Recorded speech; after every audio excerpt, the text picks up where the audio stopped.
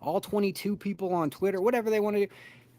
Nothing's going to change it. He's the quarterback for at least the next 2 seasons. So just calm down, everybody. And yeah, you see everything you need to see. It's just you don't see it all the time yet.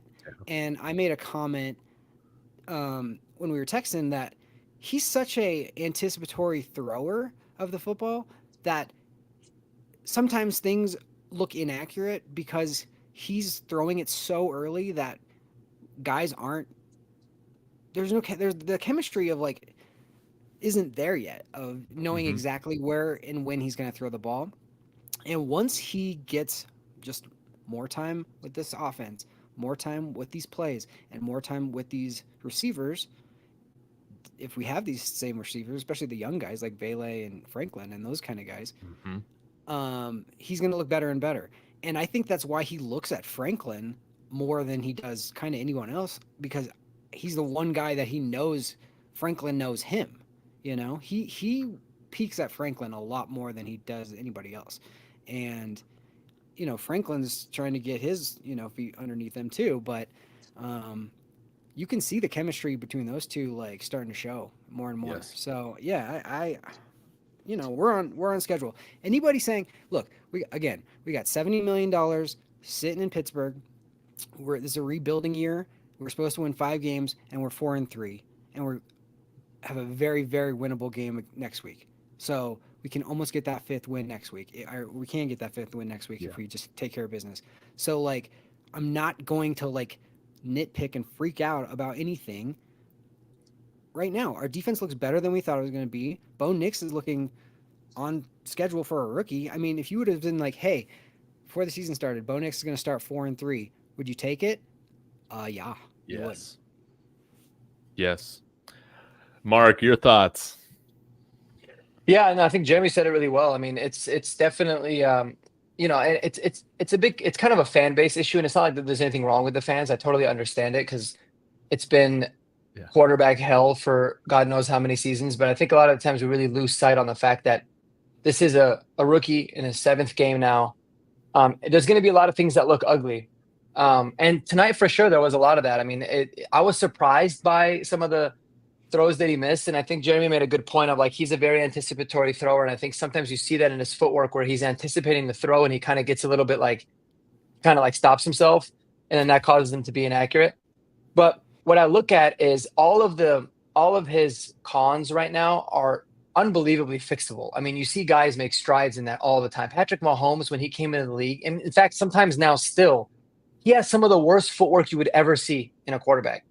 And he was able to, to fix those things. I mean, a lot of the things I think are super fixable, but a lot of the intangibles and a lot of the things that he does have are things you can't coach. And that I've actually been super pleasantly surprised to see. Like, first of all, his athleticism and his just pure like strength as a runner is really blew my mind. I knew he was a good athlete, but not to this level. And also, he doesn't ever seem to get flustered. Doesn't matter. Like, he missed a wide open guy. He just kind of like continued on in his path, right? And I'm not going to sit here and compare like what Spencer Rattler went through and really anything with Spencer Rattler to Bo Nix, but you see like on his face the guy is just like defeated. You never see that from Bo. You haven't yet, even in the games where it was really, really bad. And so I think he's got a lot of special thoughts to him overall, special traits to him in general. I really think it's going to be a fun process to see the team continue. But in terms of the way the game started, it was such a breath of fresh air, man, to see the offense ran the way that it was. Like, creativity, spreading the ball out, a lot more motion. And yes, the Saints are completely beat up and, they're just not a really good team. But that is exactly what we've been needing to do. Like, I made a joke to a buddy earlier. I might have even been in the group chat. Like, maybe it took Sean Payton to get to New Orleans to remember how to coach offensive football, because that's exactly how his offense looked when he was with the Saints. And it was just, I was like, thank God, this is what I want to see, because you can work with those pieces. You see guys getting open. And whether Bo is hitting them or not, like, I don't really care because guys are open. That's step one. We can figure the rest out later. So I love that. And I want to see a lot more of that. Yeah. Yeah. I love the fact that I mean, of course, it really helps when you're running for like 7 yards a carry or whatever we were doing. That was great to get momentum starting the game in that way. But I love the fact that I thought that we did some things to help Bo, especially after that first drive. Like, I think Sean Payton could have easily gotten a little bit more conservative and dialed things back. I think that's what we've seen throughout these last handful of years in Denver. If a quarterback's not off to a good start. Jeremy, you got a thought? Yeah, I just want to piggyback real quick before we change subjects Yeah. on what Mark just said. That's a great point. Sometimes going back to your ex or seeing your ex again after a breakup, and then you finally like have the energy of like, oh, it's over and we have Mhm. moved on. It's kind of the closure you need. And football is the same way. Remember when Peyton went back to Indy and it was just like, well, who is this? It was like he didn't almost know how to feel, you know? He didn't play very good that game, and it was just like, well, what's going on? And Peyton, I mean, obviously he coached really well, and we won the game by a lot. But I that's a great point, because it's now more than ever evident that he's the Denver Broncos head coach, and he's turned that chapter. And I could definitely see this being like a big turning point for the season. Oh man, I absolutely love that point, and I think it was great in terms of just seeing other guys get involved.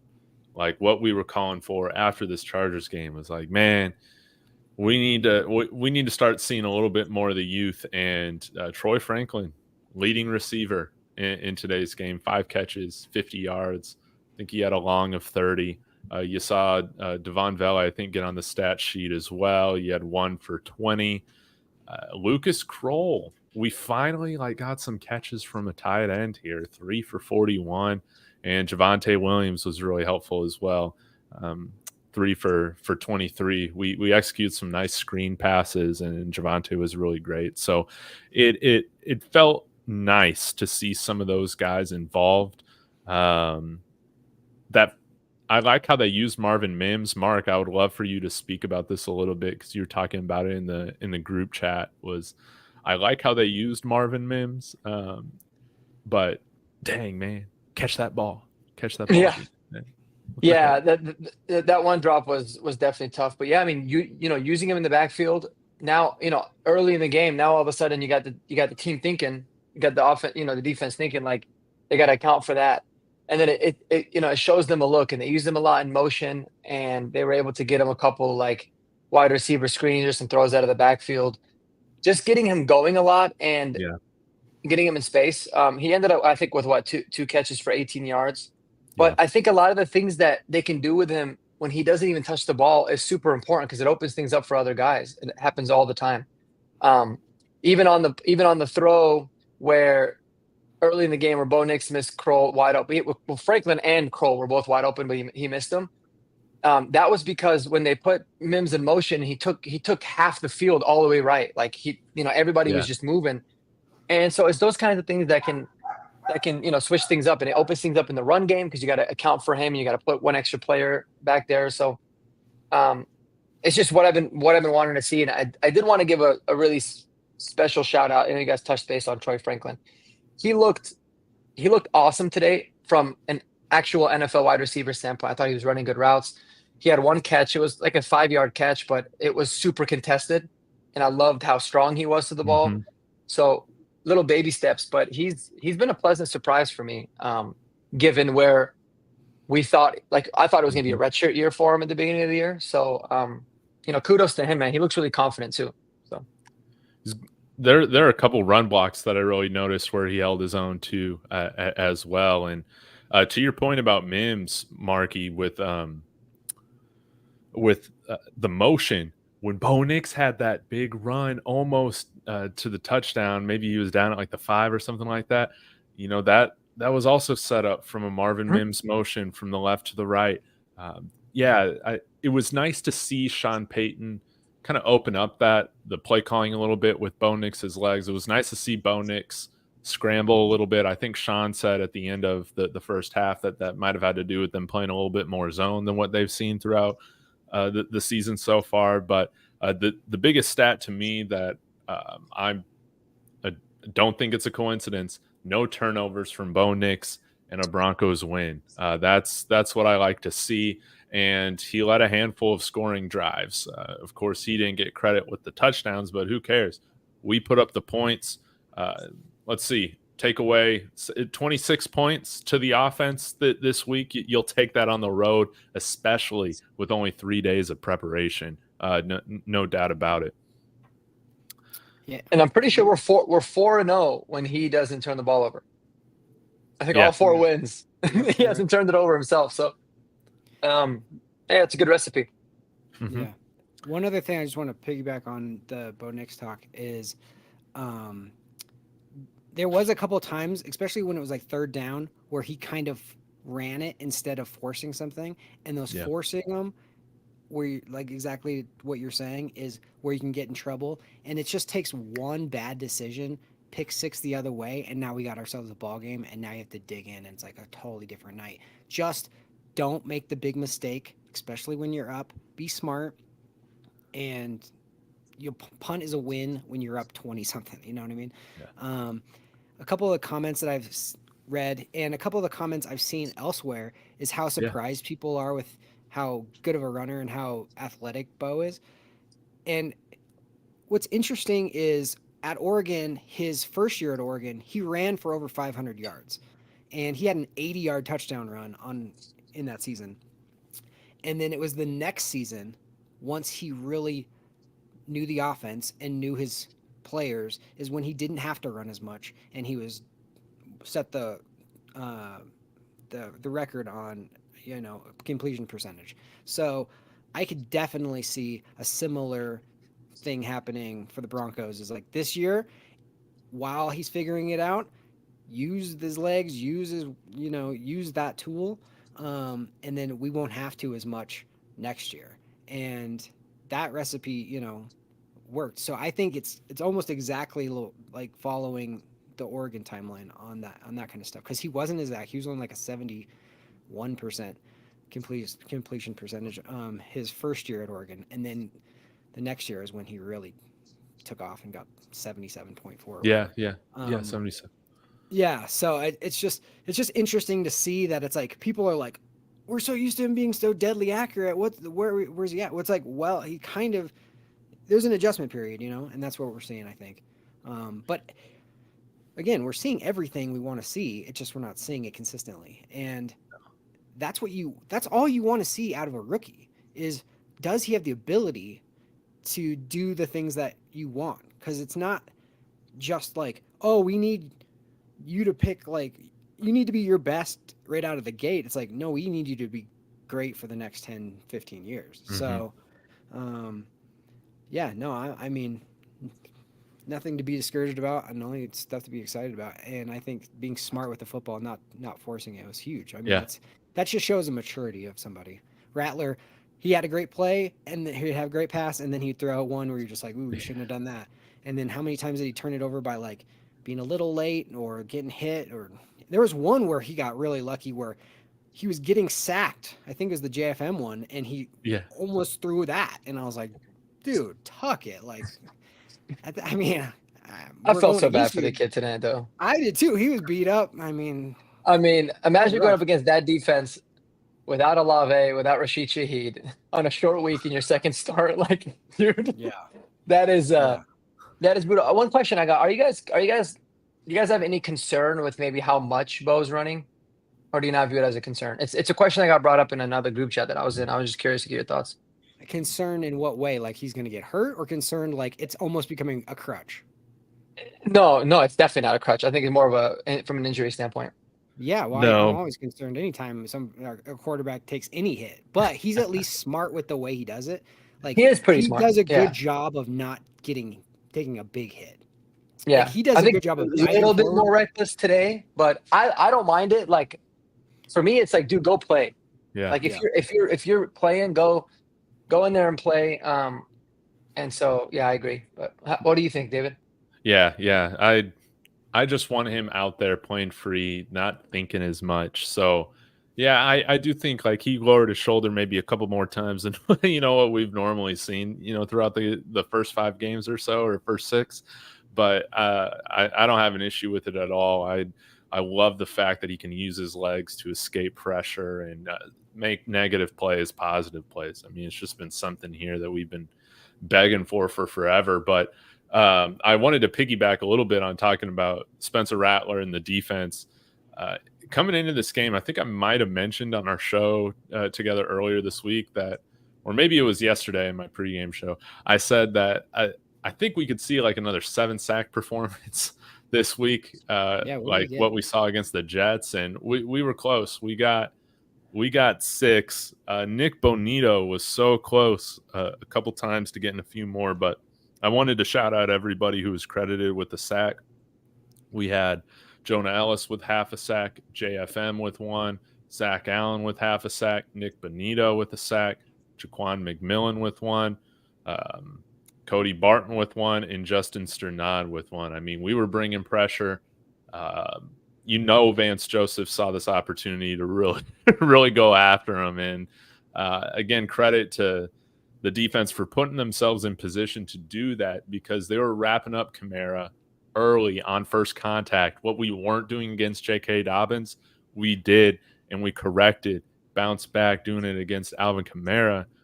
In my opinion, still one of the best running backs in the league, and it set up a lot of these opportunities for the defense to just eat with the pass rush. That was great to see. So, wanted to hear your guys' thoughts on anybody on the defense, the performance, coverage, all of that. Just real quick, the person who's going to be the most upset flying back to Denver is Nick Bonito. He could have had 5 sacks tonight. I know, man. There were so many chances. He's so good. I mean, he was flying around the corner, and then Rattler would squirt out of it somehow, or he'd over pursue it just slightly and then lose, and he'd have the momentum would carry him, and he couldn't make the tackle. But man, he was coming all night long.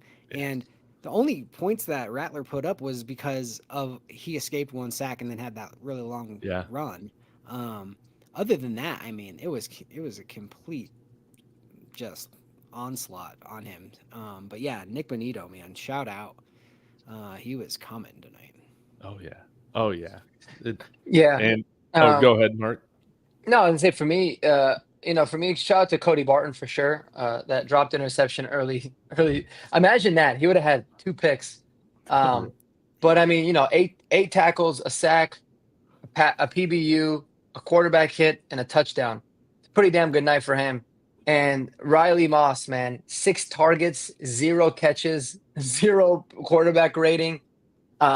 Sticky. Now, he wasn't going up against anybody really of note, but my God, they kept throwing towards him, and like the guy didn't even have a half an inch of room. And he had a big hit at the end of the game too, or like in the third quarter. So yeah, the defense was just having a ball tonight, man. I really love watching them play.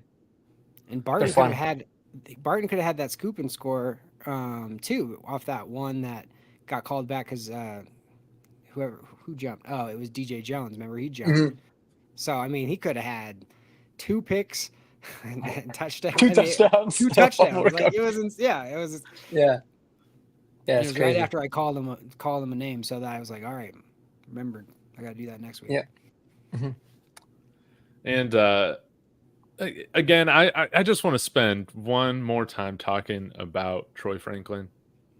Again, I've just been very pleased with how he's been coming along. Mark, I wanted to piggyback off of you because you said it. I thought that this was going to be a redshirt year for him. You said that, and yeah, I wasn't expecting really much of anything. So to see him developing, I think that's great.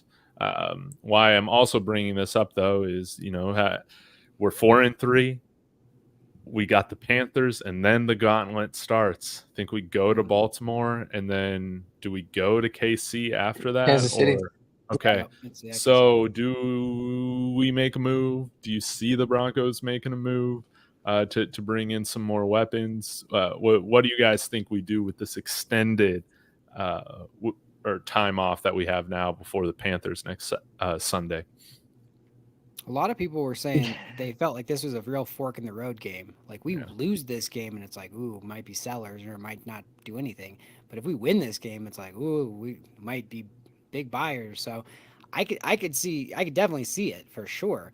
And every time I hear of a trade, I'm almost like, I don't know why, but there's a feeling like I'm like, oh, are we involved in that? Are we involved? It just feels like we might be. And look, the cap and all that situation, maybe they're just like, hey, let's just eat that and not get too crazy Hmm.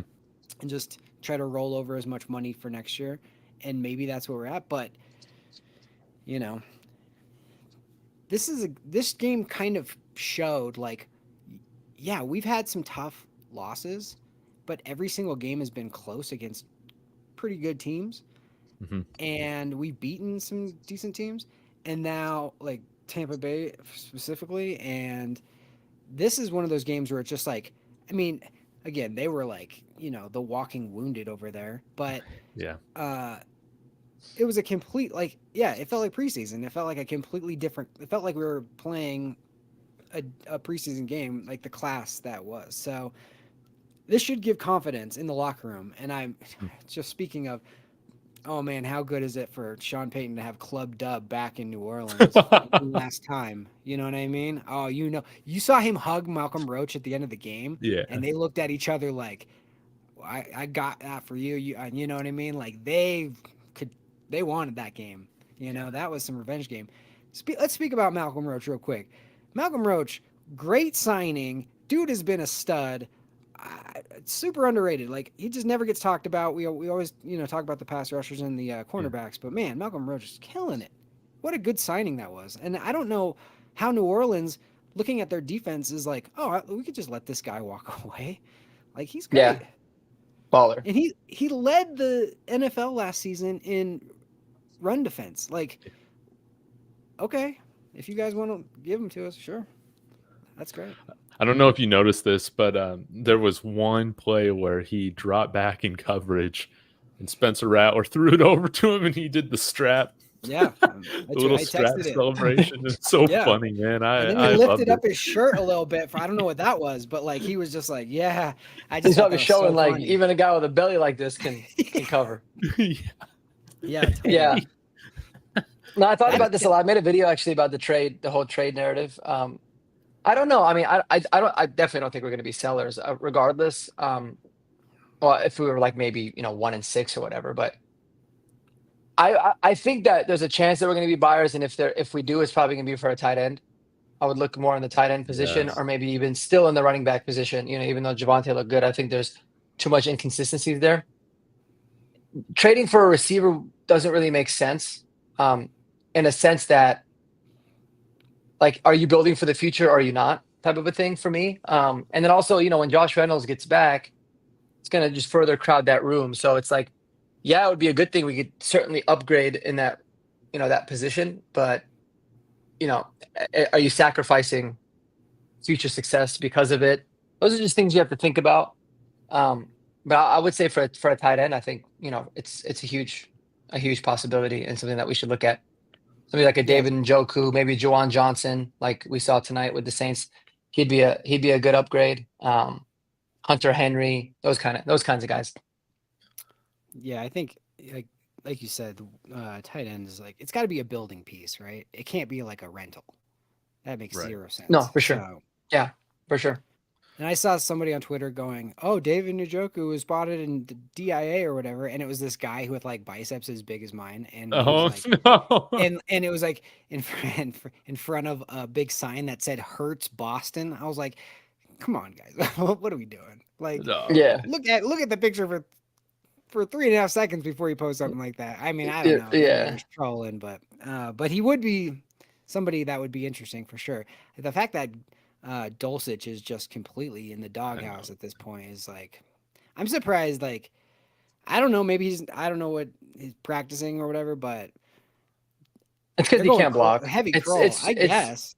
It's strictly because he can't block. Because if you do look at Kroll, and I love Lucas Kroll. We've talked about him a lot, but Mhm. he's so much more physical at the line of scrimmage, and even though like Dulcich has some drops, whatever, in the passing game, he got absolutely killed in the run game so often. It's frustrating though because it's like, dude, we all knew that. Why are you making a block? Um, but I think Right. it's nothing more than that. Even though I really would love to see that guy fall out, but Mm-hmm. Mm-hmm. Yeah. Yeah. I think I would love if I could pick which position we go after to trade for one guy, it would be tight end, man. We just need some juice in that room. And yeah, I feel like you have all those anybody in mind options. you're thinking of? No, I mean, I would be thrilled with David Njoku. I just don't feel like we're like, I would love for that to happen, but I just don't know if we're gonna have the balls to go trade for a guy Apparent. with the contract like that. But they should. 13 Well, million. I feel like for what he can do, I'll take that. Go ahead, Jeremy. this draft is very, very tight end deep, Hmm. and not top 30 in the draft, but like second day is going to be littered with tight ends. So unless you get the right deal, you might just want to hold out because I mean, and that's going to be a rookie, so you know there's a learning curve, so you might be 2 years away, whatever. And tight end is tough because you have to not only learn how all the routes and the route tree and all that, but you also have to learn the blocking and all that. So it's a little bit longer of a time before he's fully up to speed. But yeah, I this might be Atomic in the chat here is saying like you could see us going maybe heavier for wide receivers in Yeah. free agency because this isn't as good of a wide receiver draft, but it is a very good tight end draft. So um, I could see Yeah, either one of those. that would make sense. You'd have a lot more clarity as to your wide receiver room in the offseason too, right? Like Yeah. you kind of know what's going to happen with the Sutton deal. You could move on from Josh Reynolds, and at that point, you're like, all right, now we can, T. bring in a Higgins and a T bunch of Higgins. new guys. Yeah, T Higgins would be awesome here, and then if Vele proves that he could be a solid 2 or Franklin or whatever, you're like, all right, now we can roll with that. But yeah, T Higgins would be legit. Yeah, Just if we a could get big We're somebody thinking too like, far in advance. yeah. Oh, man. But I yeah, love let's it though. get both some weapons. It was just great to see everybody. I felt like everybody really stepped up today. Everybody really played well. They were a lot more focused. This was Denver Broncos football. We're running the ball, we're tackling. It was beautiful. And yeah, like it's weird to watch a game and feel like you got this under wraps 13-0, like at that point in the game. But guys, I'm sorry, man. I'm falling asleep here on Central Time. What? Oh yeah, holy shit. Yeah, can I just get y'all's closing thoughts and then we can wrap this thing up? And Yeah. again, thank you guys so much for taking the time to hop on late after a primetime game. Yeah. Yeah, man. No, I'm throwing up, man. Sorry, it's 9 o'clock here in Arizona, but yeah, I didn't even You're good. realize that you're 2 hours ahead. So I'll be quick. Final thoughts. Obviously, I love watching this team. Even though they frustrate the hell out of me a lot of the times, they're really fun. They play as a unit. They don't seem like any moment's too big for them, and they're really damn good on the road, man. And Yeah. I love that. We need to figure out how to be good at home, but they're road warriors. But they certainly ain't quitting. They did a lot better in cleaning up the penalties, and so I think that the future beyond this year is very bright. And I think that we really do genuinely have a chance because we're just a couple plays here and there every game of being a very, very, very good surprising team that could make a run. So let's enjoy it, man. We got a long week. I think as fans we could use a little mini bye. The Yeah. team can certainly use the mini bye, and let's get ready for these next 4 or 5 games because they're going to be brutally hard, especially after next week. No doubt about it. Jeremy? Yeah. Overall feeling is just we're 4-3. You gotta love that. You gotta love the fact that we got that terrible taste out of our mouth from the Charger game. Man, that was 3 days and it's gone. Yeah. And now you got the Panthers. If we could be 5-3, here's the thing: just take care of the games that you should win, and then our defense will keep us in the tough games. Like, Mhm. you know what I mean? And I, like I said last on Monday, you're gonna win some games that you just don't expect sometimes, and you might lose some games you think you're going to win. And if we can just not start looking ahead and just take care of the Panthers, man, it's 3 games in a row against winning teams. Atlanta looks like maybe the easier one of the 3 against Baltimore and Kansas City, but people can overlook us. You just don't know. And any division game against Kansas City, those are always closer than you think. Um, yeah, they're just, I love it. We're building confidence, and our rookie quarterback is showing flashes, and there's a lot to like. The fact that Vele and Franklin are coming out of their shells, and or just out out of like being rookie, the learning curve, and they're looking more and more part of the offense. There's a lot to be encouraged about, and it's exciting. And yeah, I just enjoy the victory 10 days. Yes. Yes. Oh my gosh. I'm so thrilled we bounced back. It feels amazing. 4-3 at the mini bye. You take that coming into this season, no doubt about it. And then take care of business against the Panthers. And I mean, then we got some great tests to see where we really stack up. And what's great is that I think we've stayed generally healthy, which is huge. We should get Pat Surtain back for the Panthers game. And then, Which is actually very important for that game. Yes. Yeah. Yeah. Then we got Baltimore, KC, Atlanta. But in the meantime, I'm going to be enjoying Sunday, watching hopefully Russell Wilson tank the wild card hopes of the Pittsburgh Steelers. We're just going to have to see. Well, they might still be in the division lead, but I imagine Baltimore is going to get there because they just always do. But I'm very much looking forward to that, to seeing how all this plays out.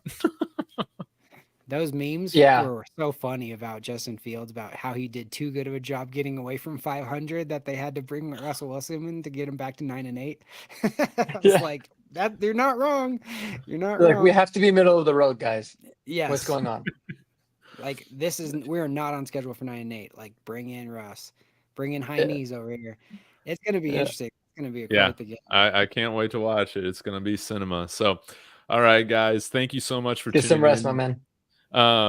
Be sure to smash that like and subscribe. Go subscribe to Marquee Sports as well. Link to his channels in the comments. We'll be back to talk about, well, hopefully a win against the Panthers. So until next time, guys, go Broncos. Go Broncos, baby. Peace out.